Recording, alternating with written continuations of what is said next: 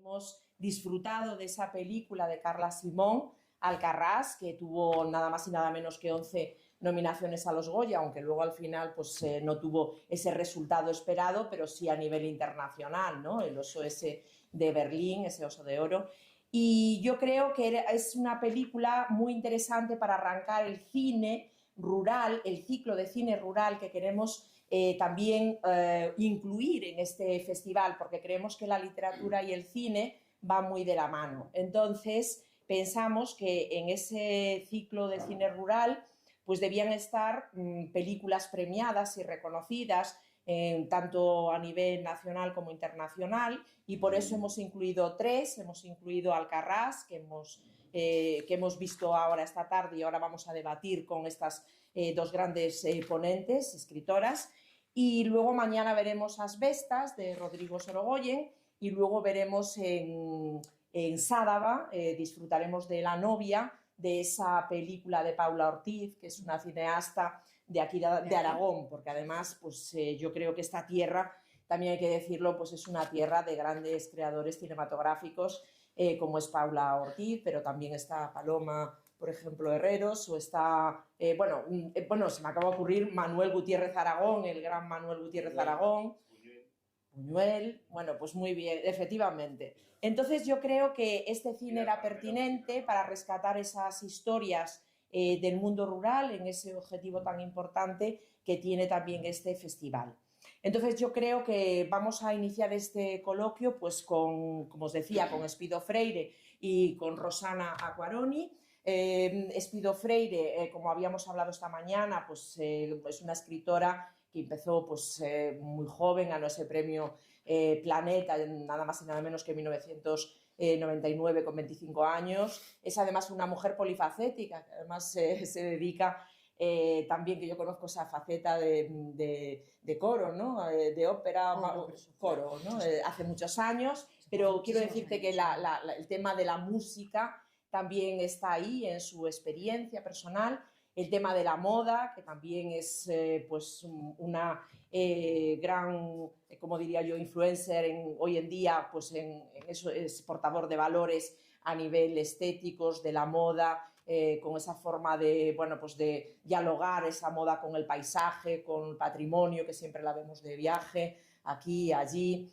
Y luego pues tiene esa novela que además, bueno, pues recibió premios como el premio Aceorín, ¿no? En el 2017, y tiene una novela pues que yo creo que es muy adecuada porque conecta directamente con lo cotidiano, con las historias que nos suceden a todos en el día a día y de las que podemos aprender y que yo creo que nos va también esta tarde pues a mostrar su punto de vista sobre la problemática que ofrece esta película, sobre la tierra, la familia, los problemas que hoy en día se enfrenta a la agricultura, a los agricultores, la pérdida de los lazos comunitarios que de alguna manera deberíamos de aprender y rescatar de ese mundo rural. Y con Rosana Acquaroni, que es una poeta también muy importante, ella es doctora en filología hispánica, es profesora también en la Complutense y bueno, pues también ha recibido accesis con con el premio Adonais, ¿no? Que es un importante premio de poesía. Y bueno, pues entre la poeta y la novelista nos van a ofrecer esa perspectiva que la película de Alcarrás quiere recoger, que en definitiva es un drama, ¿no? Porque es un drama familiar de una familia que al fin y al cabo pues se ve que no tiene esos papeles que faltaban, ¿no? En aquella época la palabra tenía un valor muy importante que hoy no tiene y la palabra pues era un sello, ¿no? Inamovible y que bastaba la palabra, el pacto de caballeros, como se solía decir, para que aquello valiese. Pero hoy en día no es así, hoy en día si no tienes unos papeles para atestiguar que esta es tu tierra, pues fácilmente pues puedes verte despojado de ella. Entonces, ahí está ese drama y luego el drama familiar, ¿no? Que como vemos que ese drama, pues de alguna manera va destruyendo esa familia que estaba perfectamente integrada en torno a esas labores del campo pero cuando ese campo pues, va de alguna manera a ser sustituido por unas placas solares, pues esa frase de ganar mucho y trabajar menos, que me impacta en esa película, pues yo creo que ahí pues surge una serie de problemas que hoy en día el campo tiene. Así que no sé quién de las dos os gustaría empezar, que os pido por favor, por ejemplo, comienza tú si quieres aportando tu visión acerca de esta película. Pues muchas gracias, Belén, otra vez. Es un placer hablar de esto con Rosana y con ustedes. Cuando yo vi Alcarràs me pareció una película muy diferente a las que en los últimos años habían abordado distintas dinámicas entre el campo y la ciudad. Había varias de ellas, Belén ha citado otras dos. Yo había conocido a Carla Simón y la habíamos entrevistado por verano del 93 en el programa Likes en Movistar, y me había parecido una directora que entra dentro de la etiqueta de joven, pero con una sensibilidad y sobre todo con una mirada muy, muy particular. Pero Alcarràs me sorprendió, y me sorprendió porque en el fondo nuestra visión de la ficción en el cine está modelado no tanto por nuestra experiencia personal. Yo soy, como dije esta mañana, nieta de labradores, es decir, mi origen es ese tan común en España, que es los abuelos eran labradores y pequeños propietarios de tierra, los padres dieron el salto a la ciudad, fábricas, pequeñas empresas y demás, y nietos universitarios, es decir, nietos que hemos tenido el empuje y el sacrificio de los padres y los abuelos para generar ese ascenso social, entendido a través de la cultura, que nos trae una serie de cuestiones positivas, como es el que yo esté aquí ahora hablando con ustedes de estos temas, y que tiene también unas cuestiones negativas, que es el alienamiento de los orígenes y, por otro lado, también una idealización de esos propios orígenes, ¿no? Esa sensación de siempre querer volver a un lugar que está perdido porque a lo mejor nunca existió, porque se ha configurado en nuestra memoria o en las palabras de los padres y de los abuelos de una forma determinada, y, por otro lado, cuando se vuelve, ha cambiado, ya no somos bienvenidos, o ya no somos los que no entendemos las normas no escritas que se encuentran dentro de lo rural. Ahí muchas veces la dinámica que han entablado las películas norteamericanas, principalmente las anglosajonas, pero sobre todo las norteamericanas, es la de el salvajismo, la falta de cultura, la brutalidad y la incapacidad de entender cuál es la mentalidad de lo rural. Es decir, en el mundo anglosajón, particularmente, repito, en el estadounidense, lo rural se equipara a la vieja conquista de la civilización sobre el mundo de los indios, el indígena, el sueño famoso de viajar hasta el oeste o del encuentro hacia el oeste, y la civilización, sin ningún tipo de duda, se encuentra en las ciudades, se encuentra en una estructura muy homogénea. Y de hecho es difícil, salvo, repito, determinados melodramas muy edulcorados, que encuentren algo idílico en la relación entre el campo y la ciudad. Tenemos otra visión, esa visión también es anglosajona, pero proviene principalmente de países que han sido exportadores de migrantes, como por ejemplo Irlanda, en los que encontramos películas en que el regreso a los orígenes, también pasa con Italia, ¿no? El regreso a los orígenes es volverse a comprar una bonita casa en la Toscana, o es encontrar el amor cuando hemos regresado a una aldea irlandesa para esparcir las cenizas de nuestro marido. Les hablo de grandes éxitos internacionales, ¿no? O tiene que ver con la recuperación estética, pero no ética, de cuál es el mundo del campo. Hay otro caso, estoy recordando también una exitosísima película francesa en la que los protagonistas son ellos mismos ganaderos, y una de las niñas, que viene de una familia de sordos, es una extraordinaria cantante, y por lo tanto tiene que luchar entre cuáles son sus orígenes y si continúa perteneciendo a esa comunidad pequeña, rural y sorda, o salta hacia otro terreno. Esa película, de hecho, ha tenido una versión también norteamericana. Pero en España nos encontramos con problemas a la hora hay una mosca por acá que quiere participar también. A la hora de mostrar cuál es esa dinámica. No es casualidad que otra de las películas que triunfó en la Berlinale hace mucho tiempo fue precisamente La colmena. y cómo, por lo tanto, continuamos manteniendo muchas veces una idea de una España en la que lo rural ha sido siempre sinónimo del atraso. Piensen en Los Santos Inocentes, por ejemplo, que ha llegado ahora otra vez a los teatros de la mano de una adaptación de nuestro común amigo Fernando Marías. Piensen en esa idea de caciquismo arrastrada desde la novela y después la serie Los Pazos de Ulloa.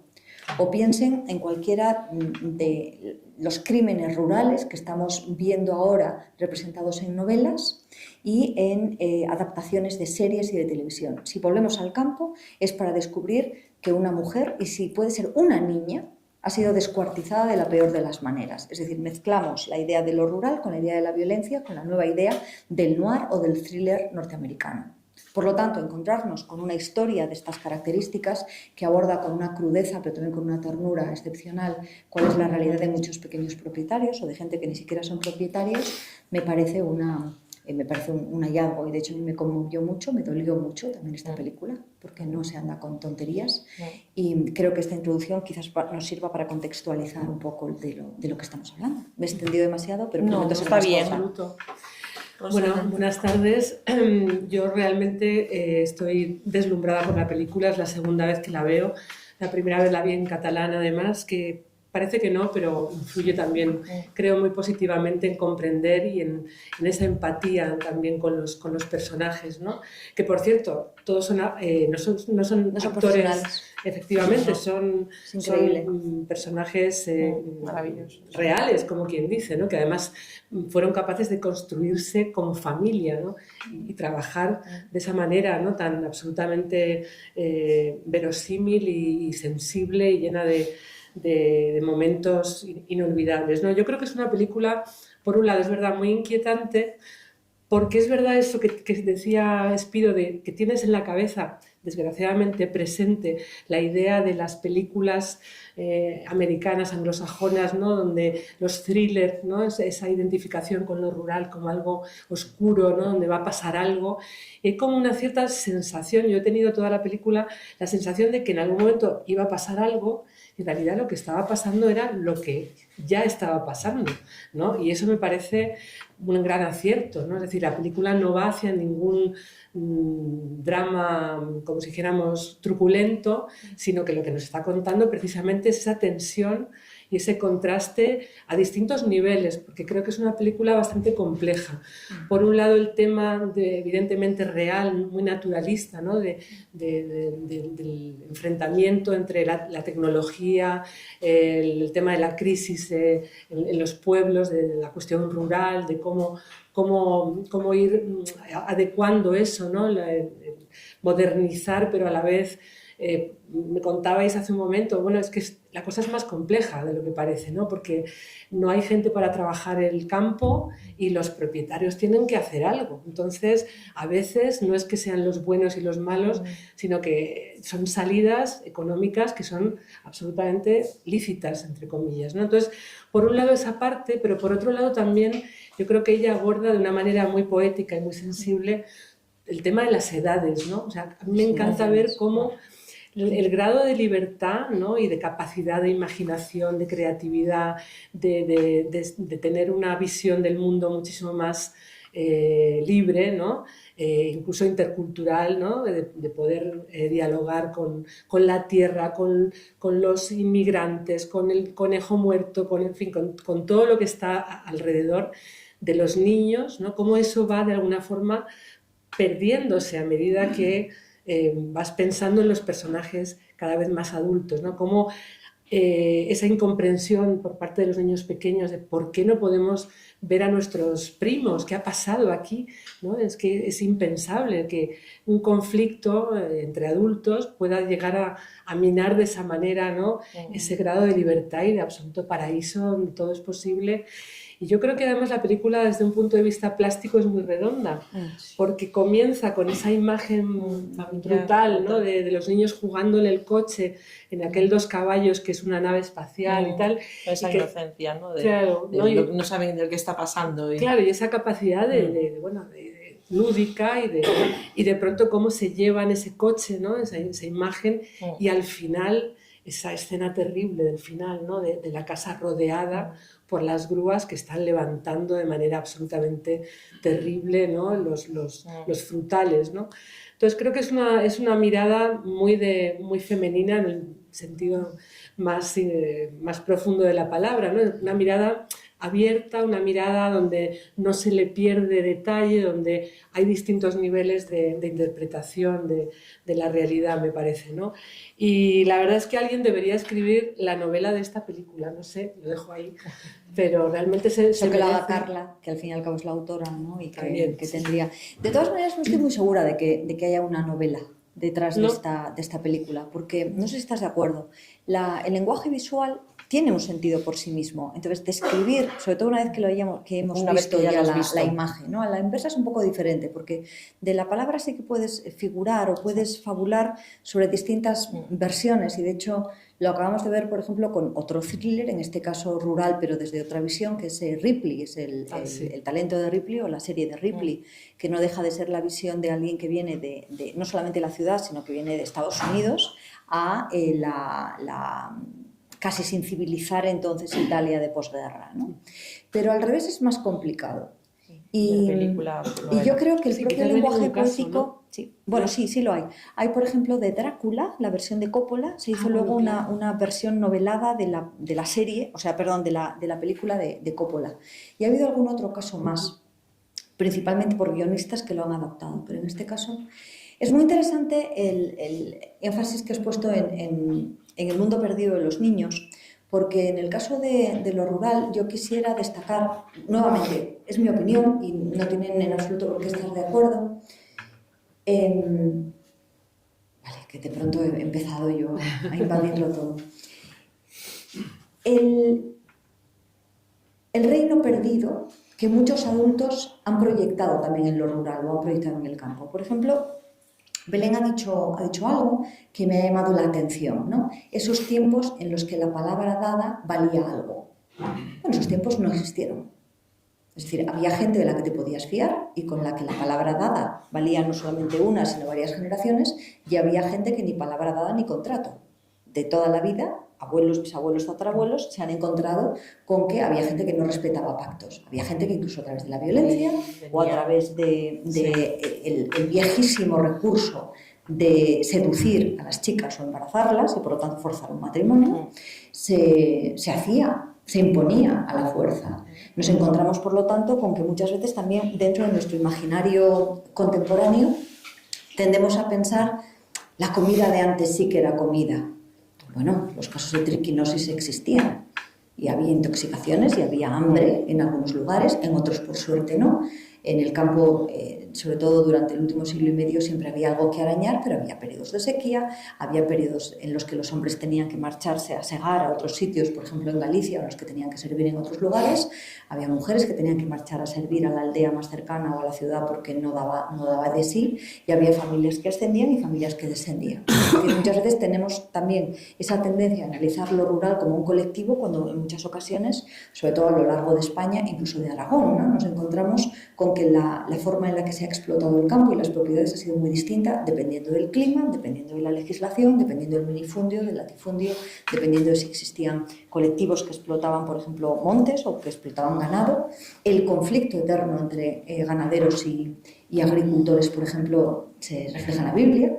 Y después nos encontramos a lo largo del siglo XV y XVI, por ejemplo, con escritos que nos hablan de eso. Los problemas de lindes, que son tan famosos en Galicia, no solamente son exclusivos de Galicia, ¿no? Los lugares de paso, el conflicto que seguimos teniendo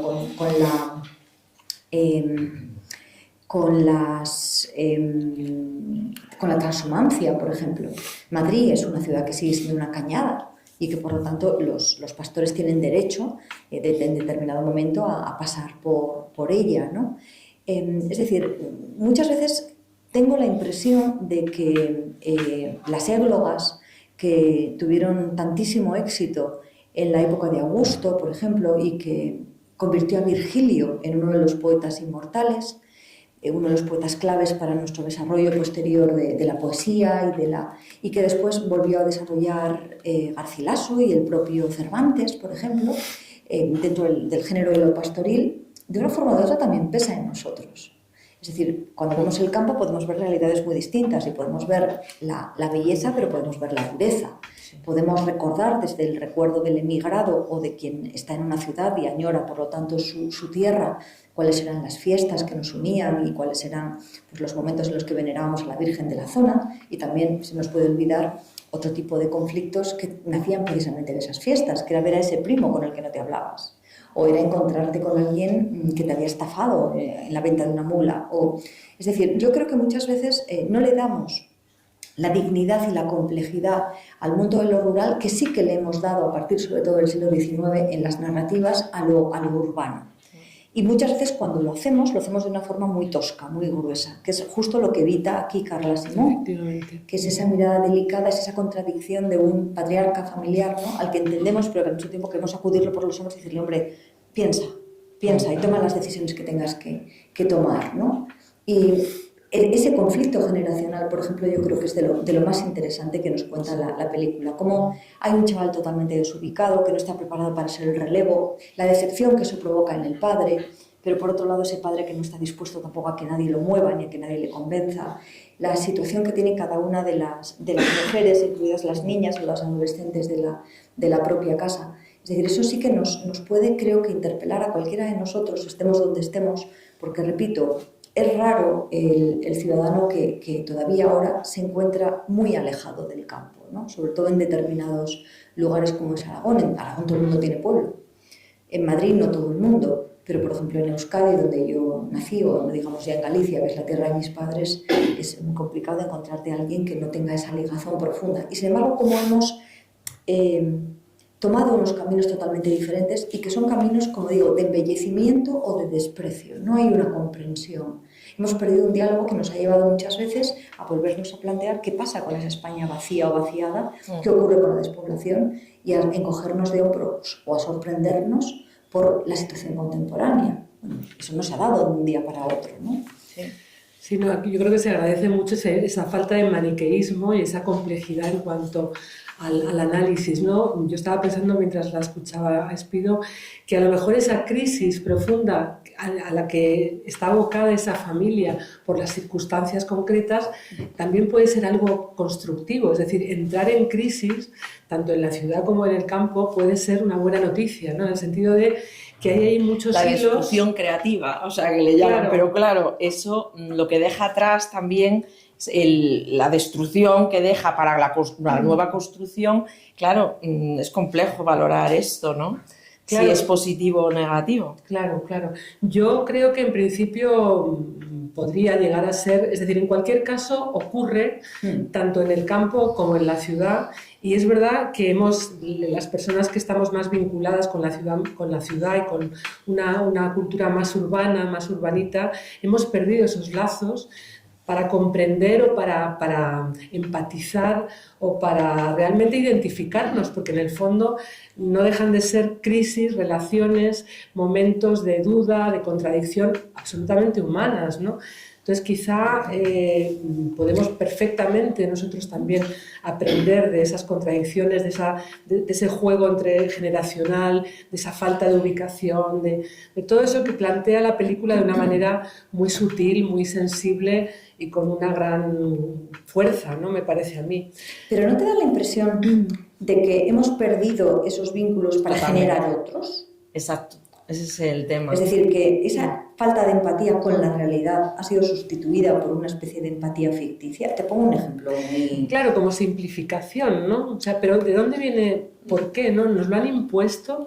Realmente tiene que ver con el sistema capitalista. Tiene que ver también con nuevos modelos de producción. Efectivamente. O sea, ahí hay un cambio de modelo de producción de un modelo rural a un modelo industrial, primero estandarizado en masa, que lo que quiere es generar economías de escala y entonces no busca esa economía autosuficiencia que tenían las familias en el campo, que había como una familia con su economía de autosuficiencia y cuando tenía un pequeño excedente lo iba a vender al mercado. Había como un diálogo urbano-rural natural, o sea, lo que excede en el campo se lleva a la ciudad, se vende, se genera comercio y se genera riqueza y de ahí surgen las ciudades y el capital financiero. Entonces, ¿qué pasa? Que cuando se rompe ese vínculo natural, con esa industrialización voraz que ha ido desgastando los territorios y despojándolos hasta incluso de su propia identidad, yo creo que esos lazos comunitarios, por ejemplo, la figura del patriarca, la figura del abuelo, que es fundamental ahí, ¿no? Como ve, o sea, ve claramente que no solamente pierde la tierra, sino que se pierde además en la familia, se está desintegrando, porque ya cada uno va, pues eso, a su bola, el que quiere ya modernizarse, entre comillas, con las placas solares, el que quiere seguir arraigado a la tierra, el abuelo que ve que volviendo al tema de la palabra, efectivamente que había gente que no tenía palabra, pero el discurso, los pactos se generaban con la palabra. Hoy en día también hay gente que en lo escrito pues es fraudulento, pues allí lo mismo sucedía. Quiero decir que yo creo que sí que la película retrata muy bien un cambio de situación, de modelo económico, que lleva aparejado también un nuevo modo de vivir, de consumir, de producir, de estar en el mundo, hasta incluso de pasar el tiempo libre, ¿no? No sé qué pensáis vosotros. Sí, pero es muy interesante lo que estás comentando y tienes toda la razón. Yo iba de todas maneras por otro matiz que ha insinuado Rosana, que me parecía muy interesante, que era no tanto el vínculo económico que se genera y que se ha producido a lo largo de toda la edad moderna, sino otra cosa. Y les pongo un ejemplo muy tonto, ¿no? Cuando yo era niña y tenía una relación superficial con lo rural, que eran los veranos en la casa de los abuelos, una niña sensible y una niña que se estaba criando en un pueblo. Yo recuerdo las lágrimas que vertí desesperadas cuando cortaron un roble antiguo, un roble viejo que estaba en la casa de mis abuelos. Era un roble que estaba enfermo, por lo tanto había que cortarlo, no había más remedio. Bueno, yo me monté una película, tenía 8 o 9 años, era una niña peliculera como hay tantísimas, seguro que tienen alguna sobrinita o una nieta que el viejo roble herido, encajaba con Machado, me encajaba con todo, ¿no? Y era obvio, y me explicaron varias veces que era necesario porque tenía que renovarse, porque si no se iba a pudrir, iba a caer encima de la casa. Otro de los vínculos más importantes, o sea, más relevantes, la relación con los animales.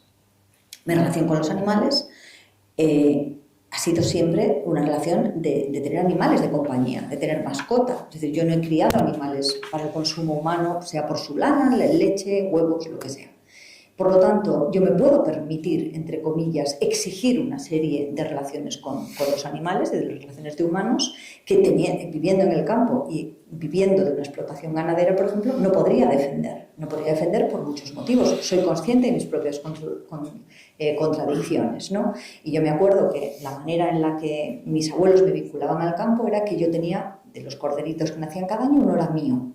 Le ponía nombre, jugaba con él, o no sé qué, y misteriosamente luego ese animalito desaparecía y el dinero que había generado a mí me lo daban. El dinero de mi cordero era el dinero de mi ternero. Yo nunca quise indagar qué le pasaba a ese ternero o a ese cordero. La búsqueda acababa en se ha vendido. Y efectivamente ellos vendían esos excedentes en el campo. Es decir, es interesante porque eso es que me estoy identificando contigo muchísimo. Que no me dijeran que la gallina que yo me estaba comiendo, el pollo que yo me estaba comiendo, era un pollo que hace unos días correteaba por ahí. Es decir, dentro de esa sustitución o de esa idealización o de esa empatía, yo creo que es que hemos generado, los que nos desarrollamos en un ámbito urbano, ¿no? Hemos desarrollado otro vínculo que la mayor parte de las veces es irreal. Y que intentamos muchas veces desde las capitales imponer en nuestra propia visión, en nuestra propia idea de que desarrolle el campo. La mayor parte de los urbanitas no deseamos que el campo cambie.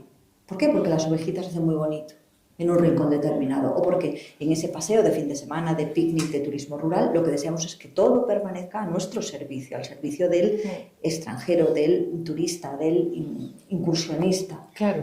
Y eso no significa comprender el campo, ni comprender las necesidades, ni tampoco... Y muchas veces además prejuzgamos o directamente juzgamos, ¿no? Sin entender, primero, cuáles son las necesidades reales y después cuáles son, ni siquiera las necesidades reales, cuál es la realidad, que no es desde luego la que yo estaba viendo y que se configuró cuando yo tenía 7 u 8 años y la cabeza pájaros. Pero fíjate que esa mirada de la que estás describiendo es la que impone de alguna forma como única solución posible desarrollar el turismo rural en los pueblos, cosa que por supuesto aquí no estamos por la labor, estamos desarrollando otros proyectos mucho más interesantes que tienen que ver con la cultura y con la palabra, con la identidad de los pueblos. Claro, sí. Pero es como algo que está muy generalizado, es decir, esa mirada desde la ciudad, bueno, pues venga, va, hacer pueblos un poco a la carta, con tiendas con mucho encanto y con muchas cosas que a nosotros nos gustan, esa mirada absolutamente simplificada y que no es real, ¿no? Y entonces, pues bueno, es la manera que tenemos de imaginar lo que los pueblos necesitan hacer para ponerse un poco, actualizarse o ponerse, y no estamos pensando realmente. Ese diálogo en realidad no es un diálogo de ida y vuelta, ¿no? No estamos de imposición hacia el campo en lugar de un vis a vis, efectivamente. Claro, no estamos escuchando lo que realmente desde los pueblos, desde la realidad rural, ¿no? Nos tienen que decir, nos tienen que contar y nos tienen que actualizar, ¿no? Entonces creo que es muy importante darse cuenta de este tipo de espejismos, ¿no? Que están impuestos también, creo yo, por el sistema capitalista. Vuelvo a insistir, creo que hay un gran interés en simplificar el problema y que los pueblos vuelvan a ser, pues eso, la escenografía que las grandes empresas pueden llegar a querer, ¿no? Pero que no hay un deseo de abordar el problema realmente desde ese respeto y desde ese querer desarrollar sin renunciar al legado, sin renunciar a la identidad, ¿no? Yo, una de las cositas que me gusta de Urries, y perdonad que contextualice con esto, es que lo que sí que noté es que existe una comunidad. Hay unos lazos comunitarios muy claros donde es un pueblo muy participativo.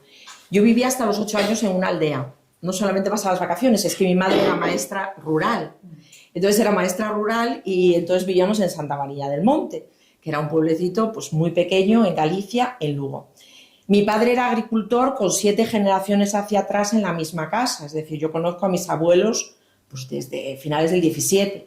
Entonces, yo conozco el campo, la realidad, y aparte que en los años 70, cuando se estaba dando el salto, ¿no? O sea, la gran crisis que ya empezaba a sufrir el campo a finales de los 70, yo logré ver un poco ese sentido comunitario. ¿En qué sentido? Pues que si queremos rescatar ahora a los pueblos, es importante recuperar el sentido de comunidad, porque si no, no va a funcionar. Cuando hablan, por ejemplo, hemos comprado un pueblo y lo vamos a restaurar para turismo rural, me parece horroroso, me parece una cosa espantosa, lo siento muchísimo. Es que los pueblos no son solo piedra, por no decir que lo más importante es la parte esa del iceberg que no se ve, la parte que estábamos comentando. Cuando yo era pequeña, pues, por ejemplo, en la comunidad no existía dinero, había trueque. La señora Amparo me hacía un vestidito para que mi madre le enseñara a leer por las tardes, la señora Teresa me hacía la empanada y entonces había un trueque. Entonces ese sentido de trueque que generaba una maestra alrededor de su mesa donde venían los vecinos cuando terminaban de trabajar, pues era un trueque. ¿Qué quiero decir? Es lo que tiene haber nacido a finales del 19. Entonces lo que quiero decir que ese sentido comunitario hay que recuperar de nuevo esos lazos. La cultura, proyectos culturales pueden volver a generar esos lazos. No sé qué pensáis, por ejemplo, festivales, eventos culturales que de alguna manera engarcen con la historia de ese pueblo, con sus raíces, tradiciones, costumbres, pero con una mirada hacia el futuro, porque también tenemos que pensar una nueva mirada en los pueblos, ¿no? Bueno, simplificándolo mucho, aparte del siglo XIX, que también, pero lo que estabas describiendo también tiene que ver con el 15M, por ejemplo. Es la economía a pequeña escala. Es decir, esos intentos, ¿no? de autogestión, de un trabajo asambleario, de escuchar todas las voces, de tal. Evidentemente es muy complicado sostener algo así en el tiempo, pero eso fue un poco el 15M y estamos hablando... Con la diferencia de que muchos de los que estaban en el 15M no conocieron esos lazos comunitarios. Pues seguramente... Eso es lo que quiero decir, lo oyeron. Lo digo por la tergiversación que luego se hizo de ese 15M. Y que luego además ese tipo de economía comunal no excluía otro tipo de economía más convencional. Es decir... era mucho más. Se solapaban entre ellas y había no un mercado de espacios de encuentro. Exactamente, no solamente había y sigue habiendo, ¿no? redes de generosidad o redes de solidaridad, sino también luego hay otras mucho más regladas, ¿no? como, volviendo otra vez a Galicia, hay un dicho que es muy amigos, pero vaquiña por lo que vale, ¿no? Es decir, muy amigos, pero la vaca, págame lo que la vaca cuesta. Entonces, nuevamente, es un tema en el que la mayor parte de las veces se pasa con una mirada muy miope y en la que la clave está en la atomización. Cuando venía ahora en el taxi con Claudio, como ven, esta mañana también he hecho alusión a ello, nos ha dado para mucho, ¿no? Él se admiraba de lo diferentes que eran estos pueblecitos que hemos recorrido por las 5 villas de Andalucía, de la zona de Málaga, donde él es originario. Y claro, a mí no se me había ocurrido pensarlo, porque no identifico, cuando estoy en Andalucía, por ejemplo, no pienso en pueblo, pienso en pueblo andaluz. No, en ningún momento pienso, por ejemplo, que haya ningún tipo de relación más allá de la microestructura, ¿no? Entre el sistema de caserío vasco. Latifundios, ¿no? Piensas en unos latifundios, no los minifundios que existen aquí. Los sistemas son totalmente diferentes, las agrupaciones son diferentes, las estructuras familiares que han dado origen también a esos pueblos son muy distintas, ¿no? Pero el tema está en que la mayor parte de las veces se pasa por el mismo rasero a un tipo de sistema agrario, por ejemplo, a otro. O unos pueblos que en estos momentos son pueblos prácticamente dormitorios, ¿no? Aunque sean ámbito rural, de todo lo que se está generando en otro lugar, es más barato, se han querido conservar las casas o cualquier otra cosa, y luego hay otros que están íntimamente vinculados con la tierra. El envejecimiento, por ejemplo, continúa siendo un problema. Tenemos una población rural fijada, pero es una población rural que necesita ya una asistencia muy particular y en la que el relevo va a ser el dedicar esas casas o esas fincas a fin de semana o a la explotación en ocasiones deficitaria por seguir manteniendo la tierra. En otros lugares, en cambio, lo que se está viendo es el aprovechamiento económicamente muy rentable o incluso pues la venta masiva, ¿no? de terrenos para otro tipo de cuestiones. No tiene nada que ver una realidad con la otra. Y a mí me sorprende mucho la miopía de muchas de las instituciones que intentan atajar problemas sin conocer cuáles son las realidades y también sin conocer cuál es el deseo real de las comunidades. Porque en algunos lugares la existencia es muy complicada, es muy difícil. Estoy pensando, por ejemplo, en el Pirineo. El Pirineo es una tierra recia, es una tierra en la que incluso se ha generado su propia mitología, ¿no? Con los tiones, con las mujeres perro, es una tierra que se ha desertizado en muchos aspectos, no solamente por el sistema económico, sino por la propia dureza del paisaje. Nos encontramos con otras zonas que son hermosas, que son valles, no solamente fructíferos, sino muy atractivos desde el punto de vista del turismo, y de pronto ha sido el turismo lo que ha desplazado a la explotación local para ser absorbida por un sistema que yo creo que es perverso, en el que está caminando España de manera agigantada, que es el ponernos al servicio del que viene de fuera para invertir 4 duros y quedarse con la postal, ¿no? Quedarse con la imagen. Falta, creo que, un proyecto mínimamente serio y que sea adecuado a cada uno de los patrones de comportamiento. Mucha gente mira a Francia y mira cuál es el sistema de fijación de la población a través de lo agrario, ¿no? Claro, pero es que no estamos en Francia. Es que hay muchas zonas en las que eso no se puede hacer. Otras miran los modelos, por ejemplo, anglosajones, particularmente el inglés, en el que no encontramos una zona vaciada, salvo quizás en algunas zonas de las MID arriba, acercándonos hacia el sur de Escocia, donde realmente lo que tenemos son páramos, ¿no? Y mucho hay ganado. Tampoco somos ni tenemos ahora mismo las bases que durante mucho tiempo ha tenido Inglaterra en cuanto al mantenimiento, por ejemplo, de su política agraria y ganadera. Luego está la protección de la producción local, que yo creo que, por ejemplo, aquí en España, no es por nada, pero yo creo que tenemos una producción agraria de primera y que necesita una protección superior. Lo siento mucho. Yo creo que aquí hay también importantes agricultores del sector primario, también ganaderos, que creo que también podrán intervenir si también lo consideráis, pero yo creo que lo que estás hablando, por ejemplo, de si no es Francia o es Inglaterra, efectivamente, pero pensemos las últimas noticias de lo que ha pasado con nuestros tomates o lo que ha pasado, no sé, la fruta, ¿no? Es que a mí eso me preocupa. Me preocupa porque España es un productor tanto de vegetales como de frutales de primera.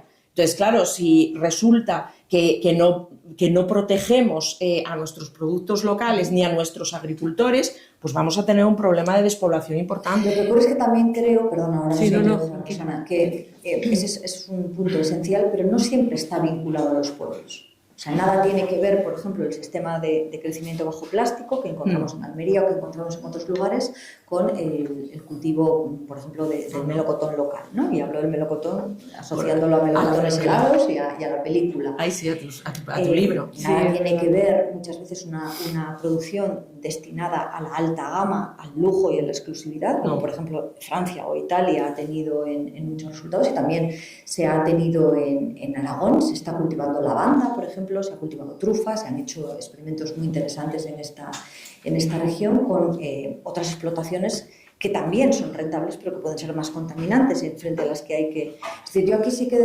disociaría el tema de lo agrario y de lo ganadero, por ejemplo, estrictamente al de los pueblos, aunque muchas veces está interconectado. Yo ante eso también... no sé si querías tú decir algo. No, por favor. Me hace pensar también, a lo mejor va a sonar un poco retrógrado, pero yo me gustaría hacerles la pregunta, ¿no? ¿No empezó todo este proceso un poco de uniformización o uniformidad, ¿no? De estandarización, ¿no? de los pueblos y por lo tanto políticas que no permiten esa manera de diferenciar, por ejemplo, Andalucía con el tema de la Comunidad Económica Europea? Es decir, no sé si esto suena muy... ¿Hasta qué punto hay una cara y una cruz, ¿no? En cuanto al tema de las políticas impuestas... Bueno, Andrea, claro, yo quiero pensar que somos un mosaico de individualidades y es lo que tenemos que defender. Es decir, tú tienes un mosaico, cada pieza es única, irrepetible, y eso es a lo que tenemos que entender. Yo creo que la Comunidad Europea, que ya no entraríamos en otro tema, ¿no?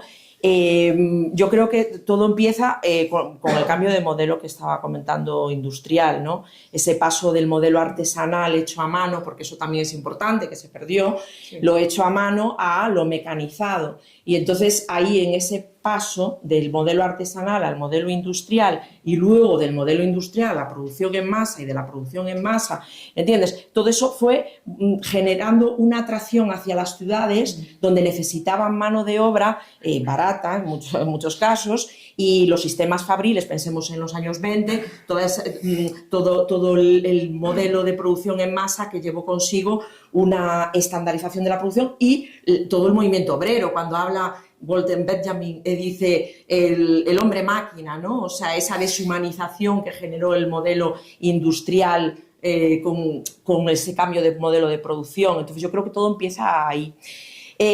Ahora me vais a permitir que el público participe.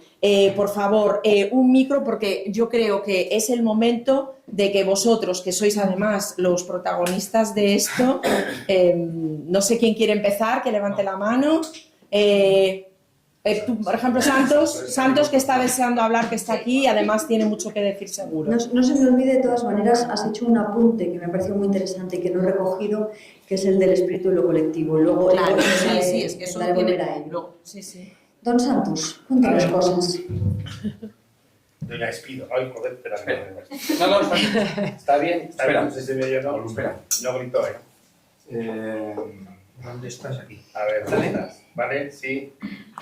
Dale. Hola, no sé si va. Ahora va. Eso me recuerda.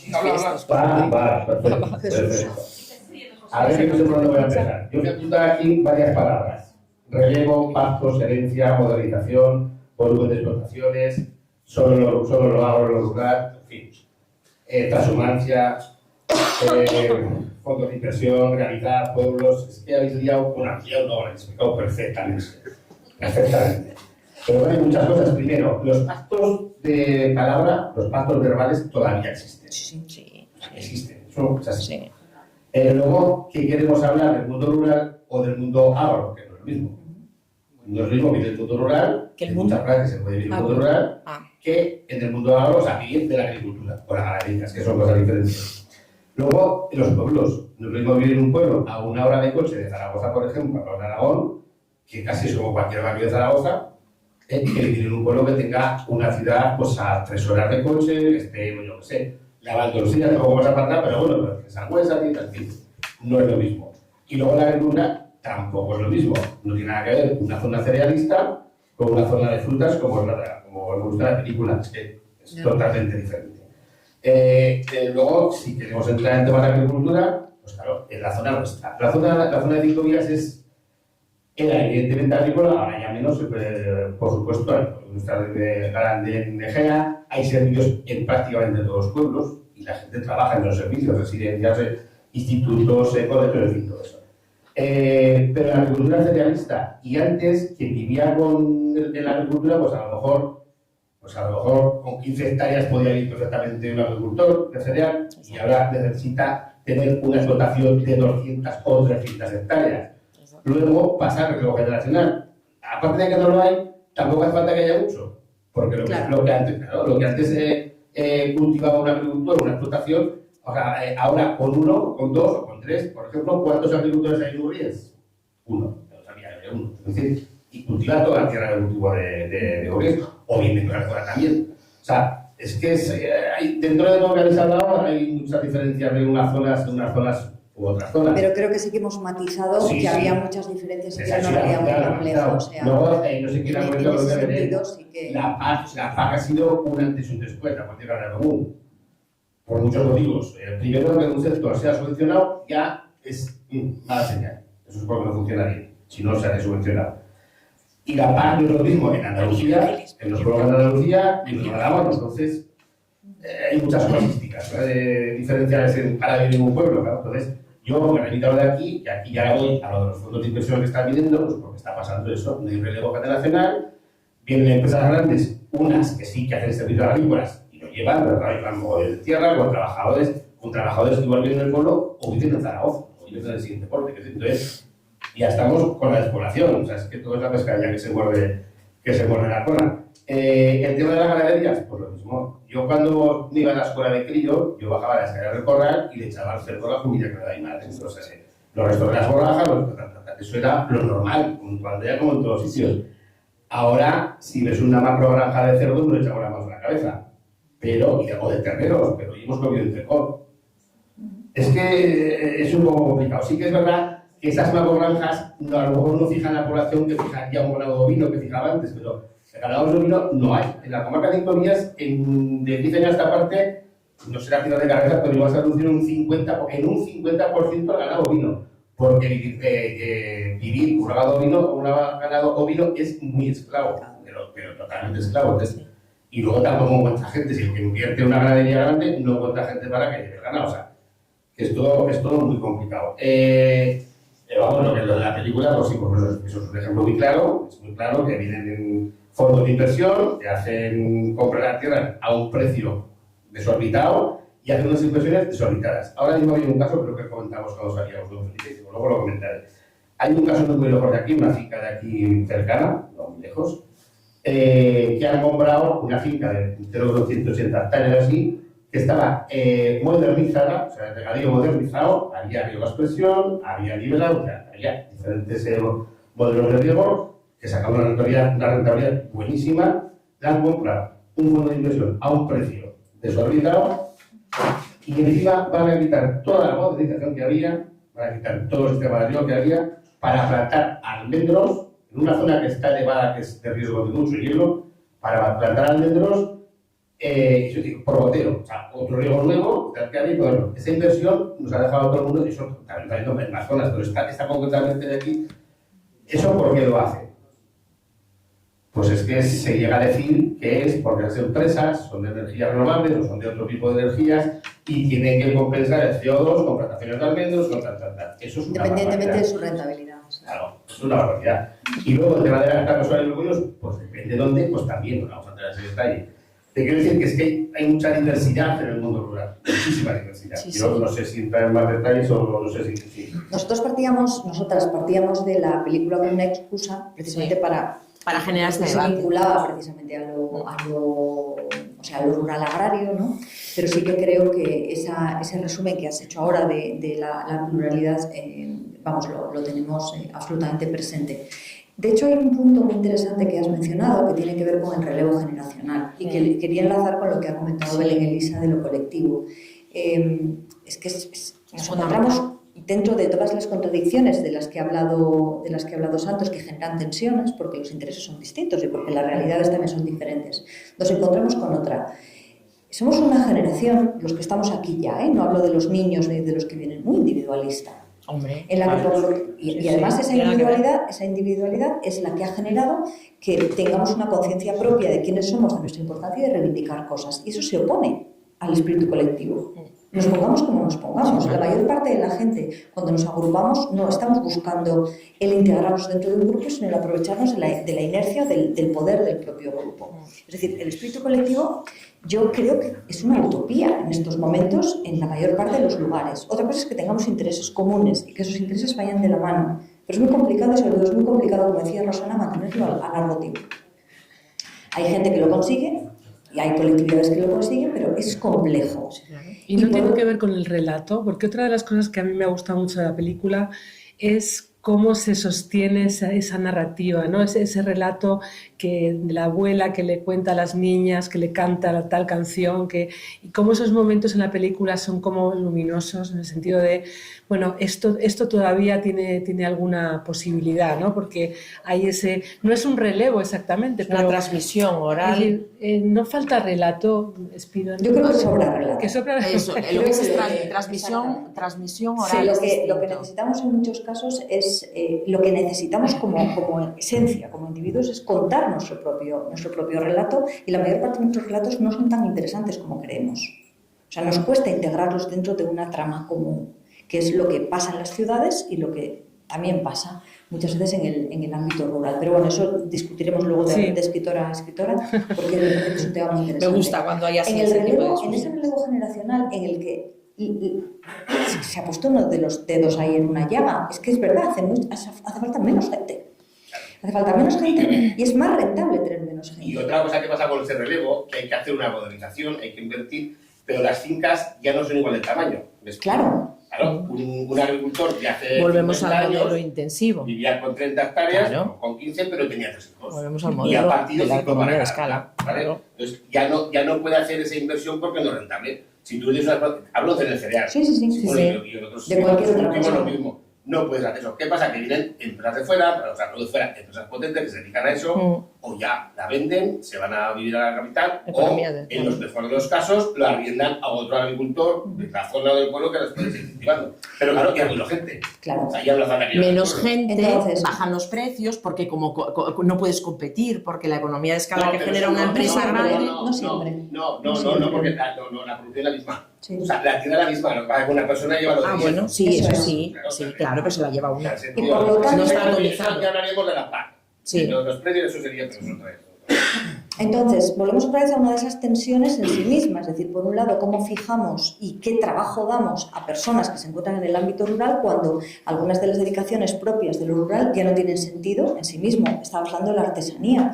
Claro que sería muy interesante el recuperar determinados oficios. Yo creo que hay que diversificar la Pero actividad en el ¿cómo se campo. recuperan? ¿Quién los desea Pues yo creo que recuperar? hay que ¿De qué diversificarla. forma? Por ejemplo, combinando, tú puedes trabajar la artesanía y tener un huerto, tú puedes pintar, por ejemplo, el tema de la cultura. Yo como artista pues quiero montar en la casa de mi abuelo, imagínate un estudio de pintura, pero al mismo tiempo puedo tener una plantación de manzanos. Es decir, yo creo que la clave está en la diversificación y no en la especialización. En la hiperespecialización. Claro, la hiperespecialización. Ahí está el error. Por ejemplo, si yo quiero ser solo artesano del barro y trabajar y vivir de eso, claro, lo tengo muy complicado, pero si ese artesano dialoga un poco con su territorio y bueno, pues en el territorio, vamos a ver, no nos olvidemos que lo rural está ligado al campo, o sea, y a la ganadería. O sea, es decir, esto de decir, venga, los arquitectos y los artistas vamos todos al campo, me parece muy bien, porque la cultura... Siempre han ido, pero han ido en otras condiciones. No, pero claro, eso es. Pero yo creo que ahora para poder vivir hay que combinar. Es lo que llamamos en economía la diversificación de tu cartera de negocio.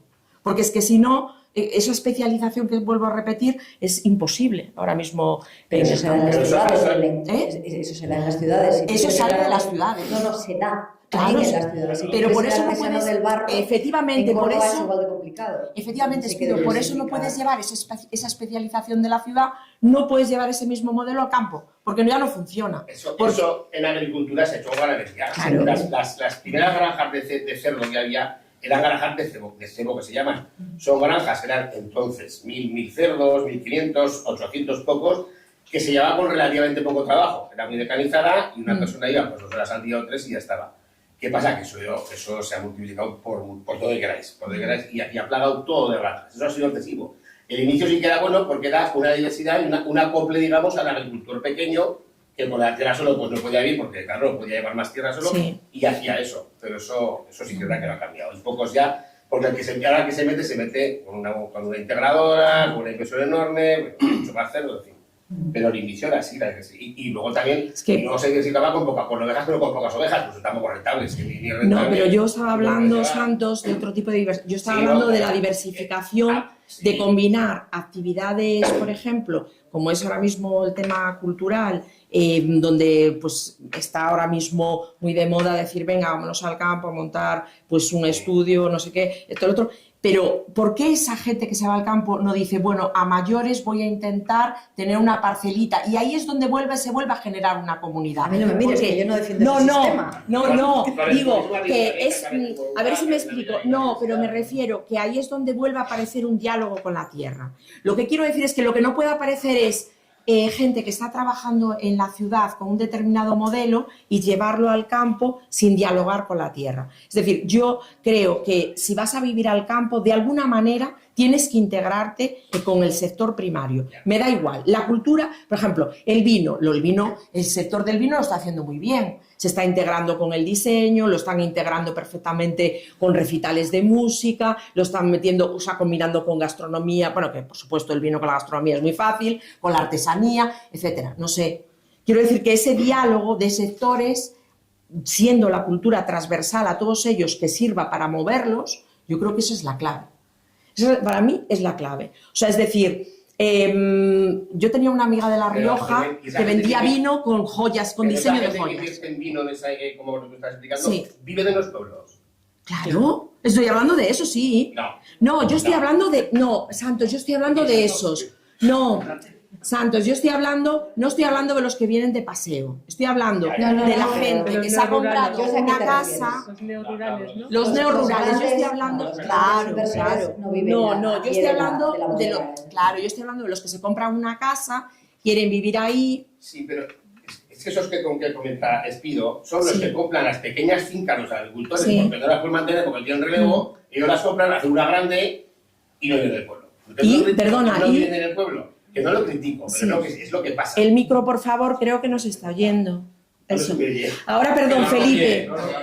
Se le oye de salva. A Santos sí. Voy a hablar, Felipe. Pero voy a dejar que Armando hable sí. Está también agarrándose a... Sí. Exacto, por favor, sí. A ver, es maravilloso escucharos.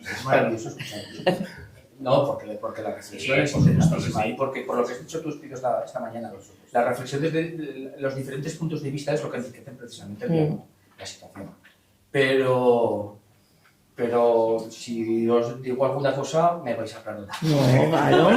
Mira, ten en cuenta una cosa, nosotras no venimos a proponer soluciones. No. Lo que pasa es que si no ha generado un debate. El diálogo desde una película nos habla de narrativas, nos habla de qué es lo que se está contando y de cómo se percibe. Yo no me atrevería a decir qué es lo que hay que hacer. Claro. Ni yo. El foro en el que estáis vosotras hablando sobre las sensaciones y las opiniones que producen una película, y para nosotros es nuestra vida. Claro. Entonces, el punto de vista y el punto de partida es completamente diferente. Yo me he apuntado 4 cosas para no dejarme alguna, pero me parece muy interesante la película y creo que es la base del problema, la relación entre el padre y el hijo.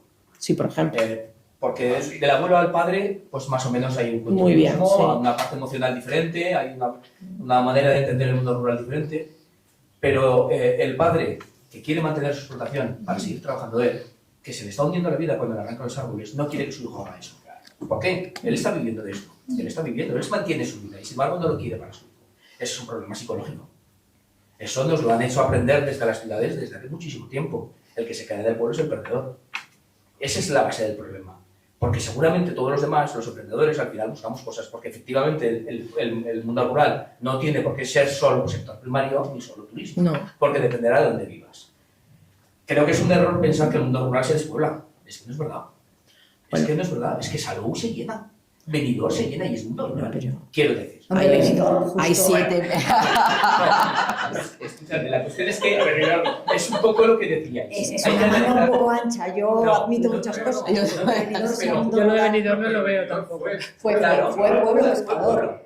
Claro. Hombre, Sí, desde los pero- 60 No, aquí. pero escuchad, la cuestión es que sí que está ya muy analizado por diferentes autores, como Vicente Pinilla o como muchos otros, que hay una serie de patrones que hacen que un pueblo tenga mayor facilidad para vaciarse. Por ejemplo, estar en las montañas. Eso, dedicarse exclusivamente al sector rural, Exacto. al sector Eso primario. es lo que quería decir. Es un problema, Eso es es un lo que problema quería porque decir. estás vendido por todo lo que Exacto. estamos contando. Estar alejado en más de 30 minutos de una vía de comunicación importante. Mm. O estar alejado en más de una hora de una capital. Ese tipo de cosas Sí, claro. son así. Pero hay cosas que podemos cambiar. Sí. De todas esas, hay cosas que podemos cambiar, como dedicarse exclusivamente al sector primario. Eso podemos cambiarlo. O como hacer comunicaciones para estar un poco más cerca de determinados centros neurálgicos. Eso se puede cambiar. La wifi, que haya cobertura y que no haya... Pero ¿sabes cuál es el problema? El otro día nosotros Muy nos reunimos importante. en el Ministerio, Carmen Nández y yo, nos reunimos en el Ministerio con la Directora General de Despoblación, estaba el subdirector, Sí. y miras el currículum de la ministra, de la Directora General. Son gente preparadísima, son gente, además, Sí, sí. encantadora, con unas ganas de trabajar tremendas, pero no pisan un pueblo nunca, Ya, claro. nada. Entonces establecemos un diálogo, perdón, me vuelvo a equivocar, nos establecemos un diálogo, alguna vez nos reciben y nos escuchan, pero es mentira. Cuando salen al púlpito a decir que lo que quieren es solucionar el tema de la despoblación, es mentira, es mentira. No hay nadie en esa mesa que esté implicado directamente en lo que está sucediendo. No quiero alargarme mucho. Pero no nos dirás que eso no lo hemos dicho desde aquí. No, no. Exacto. Muy bien, os pido. Quiero Porque recalcar. es- Hemos es- recalcado es que es mucho. así, es decir, yo sí que creo que hay una imposición del Sí. discurso urbanita Hombre, sobre claro, todas las total. necesidades del campo y creo que es Sí. uno de los errores principales Exacto. que ni se solventa ni hay muchas ganas de solventar, porque nos rompe el discurso que ya se ¿no? tiene. Sí. Y nos rompe además un discurso que es fácil llevar a Europa y que es fácil vender también a un ciudadano que en su mayor parte de las veces, bueno, pues esto ni va ni viene. Y es una pena porque todo esto que ha sucedido con las revueltas de la España vaciada sí que ha hecho que por lo menos la prensa se fije en nosotros y que estemos en el candelero y que de vez en cuando aparezcamos y se hable de nosotros. Yo creo que los cambios empiezan desde abajo. Que los Sí, cambios, claro, que las por decisiones supuesto. de lo que debe ser el mundo rural deben nacer Sí. desde lo rural. Es Que claro. no tiene que venir Totalmente. ningún iluminado desde Totalmente. Madrid o desde Zaragoza a decirnos Sí. qué es lo que tiene que suceder. He hablado del ministerio, pero en la DGA sucede exactamente lo mismo. Exactamente lo mismo. Sí. O iba a venir aquí, estáis grabando. Sí. Porque claramente lo digo yo. Luego se puede cortar. Porque me han pisado, bueno, lo pisaron el otro día, el Valle,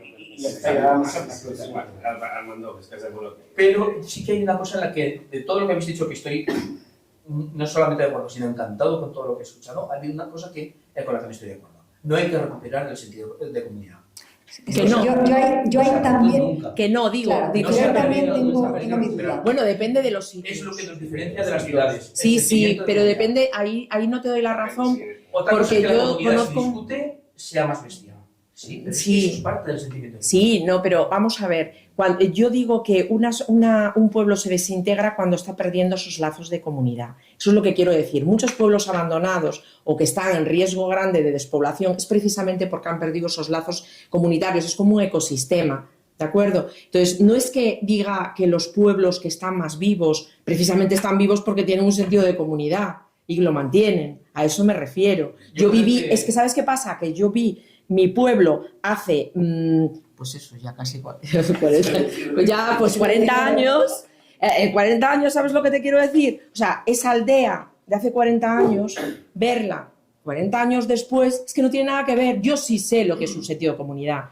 Mi padre, además de agricultor, era granjero, tenía granjas de pollos, luego de pavos, luego tenía un molino, molía harina, era el molinero. O sea, tenía entonces yo sí viví todo eso. Yo te puedo contar el campo vivo de los años 70, cuando ya estaba empezando a decaer, y el pueblo hoy, que no tiene nada que ver. Cuando íbamos a las fiestas y a las romerías, se invitaba de casa en casa por todas las aldeas. Cuando había la matanza, estaban 3 días de fiesta y venía todo el pueblo. Hoy se hace una fiesta en ese mismo pueblo, pues viene tu familia exclusivamente personal, ya no viene todo el pueblo.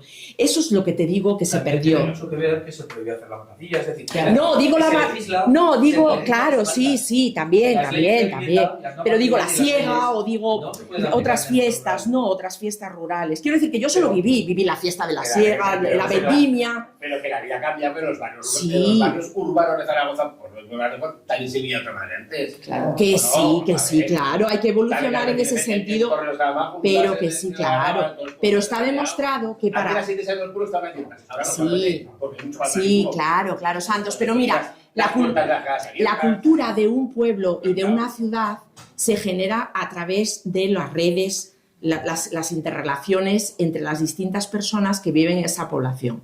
Si tú observas en las ciudades el sentido individual que se genera con estos móviles donde nunca hubo más información, pero menos comunicados hemos estado, eso hace que no se genere una cultura propia, porque es el intercambio del otro, los puntos de vista. Cuando hay, por ejemplo, el comercio, las grandes ciudades del Renacimiento, Florencia, que vienes tú ahora de allí, o Gantes, esas grandes ciudades fueron florecientes en el Renacimiento porque había espacios para el intercambio del comercio. Venía la seda, venía el trigo, venía el no sé qué. Y un poquito de magia. Bueno, eso ya también, pero eso también la hubo y la hay. O sea, es decir, claro, no sé. Pero a ver, esto que han hecho también está en los pueblos, ¿eh? Sí, pero... También tú ves a las cuadrillas de 14 o 13 o 12 años que antes estábamos todos corriendo por ahí y ahora están todos con el móvil. Sí. Juntos, pero con el móvil. Una cosa que ha dicho Armando, y yo lo digo muchas veces, aunque me repita, claro, se puede decir o no se puede decir, no lo sé, porque depende. Lo de las comunicaciones, por ejemplo, Sálava, yo soy de Sálava. Sálava está a 1 hora de Zaragoza, ¿vale? Pero en Sálava igual hay 30 o 40 personas que trabajan, por lo menos, no sé, bueno, en un año las conté hace un año, bueno, entre el centro de salud, residencia, instituto, escuela, bancos, oficina comarcal de agricultura, en fin, todo eso que viene a trabajar la gente y se van a dormir a Zaragoza. Claro. Ojo con hacer la caleta, ahora se va a hacer, eso no es. se va a hacer entrar, no va. Es que si a Zaragoza cuesta en 50 minutos, pues la gente se coge el coche para las 3 y a las 4 viene a Zaragoza. Lo que cuesta en Madrid, diga tú, o menos. ¿Ves? Claro, sí, no, pero yo no estaba hablando... Sí, tienes toda la razón. Una última reflexión, por favor, más que nada por el tema de la hora. Sí, bueno. Y luego seguimos, por eso lo digo, una última reflexión, Felipe. Melones que es imposible centrarse. Vamos a... hay una cosa que me ha gustado y una cosa que quiero comentar. A mí me ha gustado en la película cómo el hijo está tirando fruta albaricoques. No. Melocotones. Paraguayos. Estaba tirándolos en un lado y él se va donde está su padre y se pone a tirarlos él también. Entonces, a mí lo que me ha producido mucha emoción porque ese chaval quiere seguir en el campo. Ese chaval, y yo aquí veo ejemplos de chavales, hijos de agricultores, que quieren seguir en el campo y que a sus padres les está costando lo mismo que a ese padre el que estudie. Porque ellos quieren seguir en el campo y entienden el campo como trabajar en el campo, no entienden el campo estudiando como han hecho otros, que aquí hay varios ejemplos importantes de chavales que vivían aquí, se fueron a estudiar ingeniería agrónoma, etcétera, y han vuelto y han creado una estructura agrícola impresionante con muchísima tecnología y lo están haciendo muy bien. Y están, bueno, pues hijos de esos ahora quieren seguir en el campo, pero quieren seguir en el campo trabajando y no quieren estudiar. O sea, es una cosa que es una reflexión que también hay que entender, ¿no? O sea, ¿por qué esos chavales dicen, no, yo veo a mi padre que ha estudiado y tal, pero yo lo veo de otra manera, ¿no? Y es una reflexión que me ha gustado. Y os voy a contar una cosa que está pasando, que es que en un momento determinado habéis hablado, creo que ha sido tú, Espiro, del tema de que se hacen muchas películas y se hacen muchas series sobre accidentes en los pueblos, sobre asesinatos. Sobre o sea, no accidentes. En este momento, sí, bueno, de este tipo, ¿no? En este momento se está grabando un asesinato que hubo en Sos hace unos años, hace 4 o 5 años, ya no recuerdo, 6. No. De una señora, dos señoras que vinieron a pasar un fin de semana. En la pandemia fue. En la pandemia, sí. Vinieron a pasar un fin de semana a Sos y una de ellas desapareció y resultó que la otra, una iba en silla de ruedas, la otra es... Oye, no seas spoiler. No.